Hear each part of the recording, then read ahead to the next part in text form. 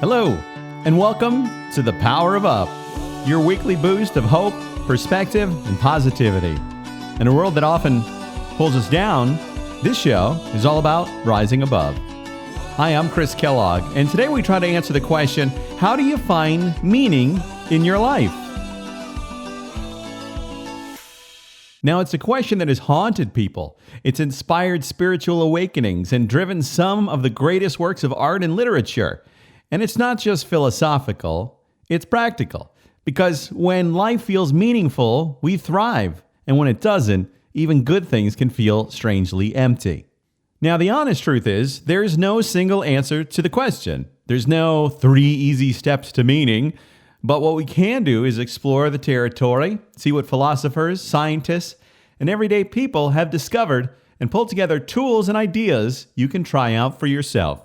So today we're going to cover why having meaning matters more than happiness alone, the places people usually search for meaning, and the traps along the way, myths about your meaning that keep us stuck, 4 big building blocks of meaningful life, practical ways you can start creating meaning starting today, and some stories, some famous, some personal, that illustrate just how deeply this question shapes our lives. And by the end, my hope is that you'll feel like you've got a compass in your hand. Not a full map, but at least a direction worth exploring. All right, deep breath.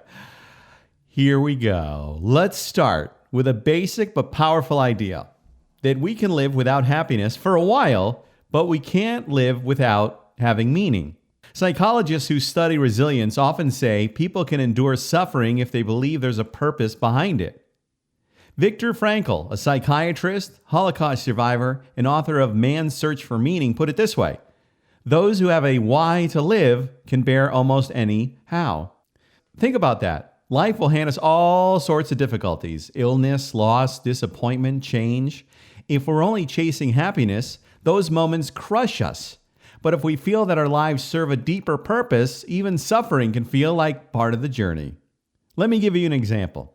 There are countless stories of parents who work grueling jobs, sometimes 2 or 3 at a time, not because the work itself is fulfilling, but because feeding their kids, building a better future, that is their meaning. They may not always feel happy about it, but they feel purposeful. Or think of artists who stay up till 3 a.m. working on a song or a painting, not because it's easy, but because something inside tells them this is what they're meant to do. Having meaning energizes us. It's fuel. Without it, even small tasks feel exhausting. With it, we can walk through fire. So if you've ever asked yourself, why do I feel drained even though life looks fine on paper?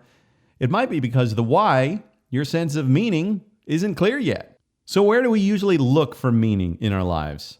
A lot of us tie our identity to what we do. I'm a teacher, I'm a nurse, I'm an entrepreneur. Work can absolutely be meaningful, but here's the danger. Jobs change. Companies lay off workers. Retirement eventually comes. If your whole identity rests on your career, you may feel lost when it ends. Plus, family, friends, and partners, relationships often form the heart of meaning. And family, friends, and partners, relationships often form the heart of meaning. When you love and are loved, life feels richer. But here too, life is unpredictable. Kids grow up, partners may leave, people we love pass away. If relationships are your only meaning, loss can be unbearable. And we tell ourselves, once I get that degree, land that promotion, buy that house, then I'll feel meaningful. And for a while it works, but achievements fade. You celebrate for a day or two, then the question returns, now what? For billions of people, faith provides a framework for meaning that's bigger than themselves. Spiritual practices can connect us to timeless truths and communities. Serving people, giving back, volunteering, even with small daily kindnesses, this is one of the most reliable and lasting sources of meaning because contribution makes us feel like we're part of something greater.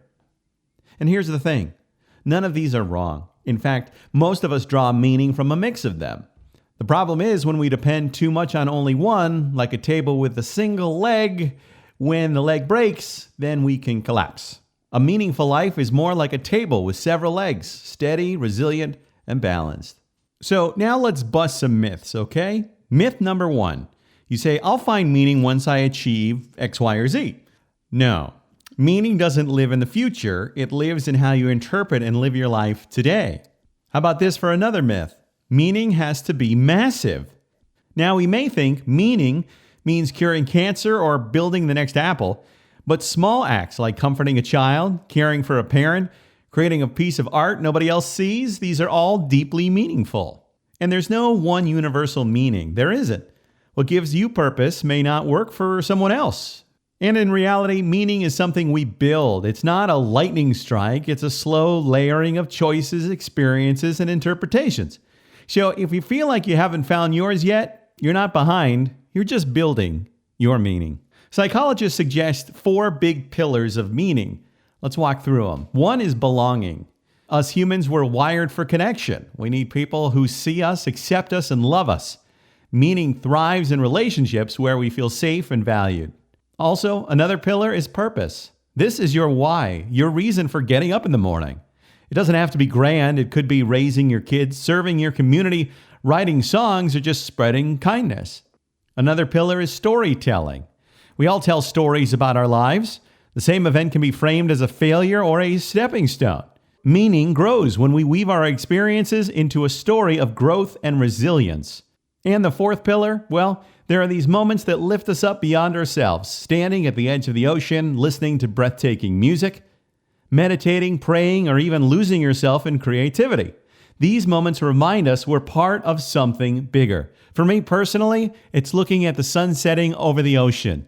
That's how I know there's more than life to just this. But let's get back to it. Here are some tools to live by. Practical ways to invite more meaning into your life.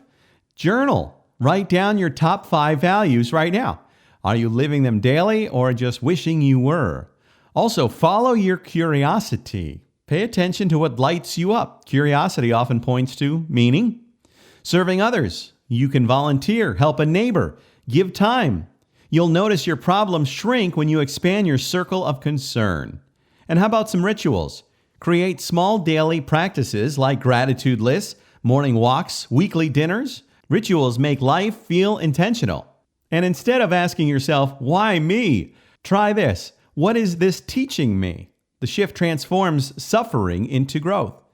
And experiment. You won't stumble on meetings sitting still. Try some new hobbies. Meet new people. Stretch yourself out. And here's a simple exercise. Imagine your 80-year-old self looking back. What do you hope they'll say gave your life meaning? That question alone can shift your priorities right now. And I've got 2 stories for you. First, this hospice nurse once shared that the top regret of a dying patient was, I wish I'd lived a life true to myself, not the one others expected of me. Now that's meaning. Another story is a friend of mine lost his job and spiraled into a depression. It was really sad. He thought his work was the only thing that gave him some worth.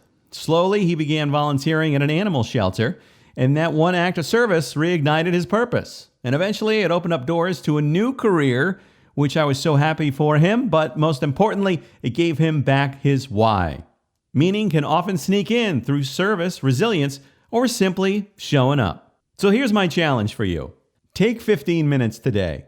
Sit somewhere quiet and ask yourself, what is the one thing that makes my life feel meaningful right now? Now, don't worry about finding your ultimate purpose. Just focus on one spark, write it down, and then follow it. Because meaning isn't discovered once and locked in forever. It's built daily through choices, relationships, stories, and service. And I want to thank you for sharing this time with me today. If this episode resonated with you, pass it along to someone who might be asking the same question. And hopefully today you'll be able to reconnect your life with joy, purpose, and possibility. Whether you're navigating through tough times or just need a lift, the power of up is here to remind you that you do have meaning in your life. And there's always a way forward and up.